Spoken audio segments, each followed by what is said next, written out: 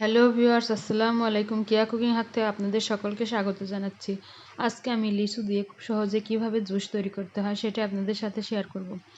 আমি এখানে এক বাটি লিচু নিয়েছি। লিচুটাকে ভালোভাবে ছুলে পরিষ্কার করে নেব।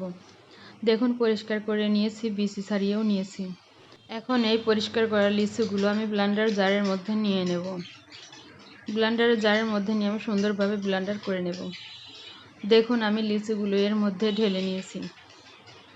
এর মধ্যে দিয়ে দেব চিনি। চিনিটা অবশ্যই আপনারা চেক করে দিয়ে নেবেন। এই পর্যায়ে যতটুকু চিনি দিবেন, পরবর্তীতে পানি দেওয়ার পরে ব্লেন্ডার করার পরে আপনাদের যদি পানিতে চিনি কম মনে হয় আরেকটু চিনি আপনারা দিয়ে আরেকটু ব্লেন্ডার করে নিতে পারেন। আমি যতটুকু জুস তৈরি করব সেইটুকু আমি পানি দিয়ে নিচ্ছি। আমি গ্লাস দিয়ে মেপে দিয়ে জুসটা তৈরি করে নিয়েছি আমার প্রয়োজন অনুযায়ী। আপনারা চাইলে লিচু এখানে কমিয়ে বাড়িয়েও নিতে পারেন। দেখুন, আমি এখন সুন্দরভাবে জুসটা তৈরি করে নিচ্ছি। এই গরমের সময় যদি একটু আইস দিয়ে এই জুসটা খাওয়া যায়, খেতে অনেক টেস্টি হয়ে থাকে। একবার খেলে এই জুসটা আপনারা বারবারই খেতে চাইবেন। এটার আপনারা প্রেমে পড়ে যাবেন। দেখুন, আমি জুসটা করে নিয়েছি। আমার জুসটা খুব সুন্দরভাবে এখানে হয়ে গেছে। এখন আমি একটা ছাঁকনির সাহায্যে জুসটাকে ছেঁকে নেব। এটাকে ছেঁকে নেওয়ার পরে আমি সুন্দরভাবে পরিবেশন করব। তবে হ্যাঁ, পরিবেশন করার সময় আমি গ্লাসের মধ্যে আইস দিয়ে পরিবেশন করব। এতে খেতে অনেক সুন্দর হবে আর প্রাণটা জুড়িয়ে যাবে ঠান্ডায়।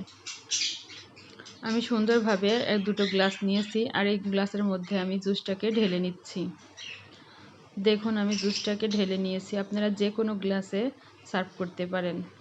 বছরের নতুন ফল এভাবে জুস করে খেয়ে আপনারা দেখতে পারেন, অনেক টেস্টি হয়ে থাকে আর এই জুসটা খুব স্বাস্থ্যসম্মত হয়ে থাকে।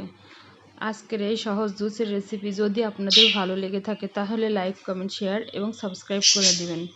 নতুন বন্ধুদেরকে বলছি, অবশ্যই আপনারা দেখলে একটা করে সাবস্ক্রাইব করে দিবেন আর একটা করে লাইক করে দিবেন আর আমার জন্য দোয়া করবেন। দেখুন, আমার জুসের রেসিপিটা তৈরি হয়ে গেছে। এখন আমি এখানে আইস দিয়ে নিয়েছি। এখন এই জুসটা খাওয়ার জন্য একদম রেডি হয়ে গেছে। আজকের মতো এখানেই বিদায় নিচ্ছি। আল্লাহ হাফেজ।